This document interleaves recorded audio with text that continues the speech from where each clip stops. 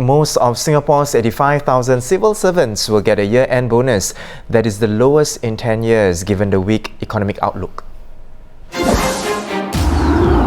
Most civil servants will receive year-end bonus of 0.1 month plus an additional one-off lump sum payment of $250 to $1,500.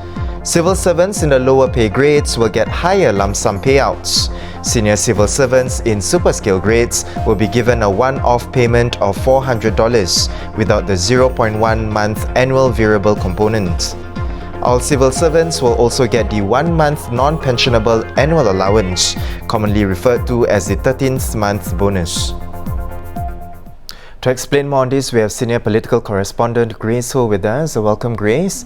Now, Grace, the civil service is Singapore's biggest employer, and its bonus is definitely closely watched by the private sector. Now, stat boards and other government agencies also take the cue from it. So, with this low year-end bonus or lower year-end bonus, does this sound like gloom and doom for the other sectors? Well, there's no rule that says that the other sectors have to follow the civil service, but as you mentioned, it is the largest employer, and naturally they would take the cue from it. People we've spoken to said that companies might look at it and say, well, we're going to peg the bonus or the increments of our staff to something that's similar. But of course, let's say if you are a company in the growth sector and you're actually facing manpower shortages, and obviously this is moot because, Yeah. And the last time the payout was low was in 2009 when the global financial crisis happened in Singapore, and that was when Singapore also suffered a negative growth. Was there a reason why there is a low payout this year? Well, the AVC, or the annual variable component, is tied to economic conditions. So naturally in 2009, when there was negative growth, I think there was no year-end AVC at the time, and there was only a one-off 0.25 month payout.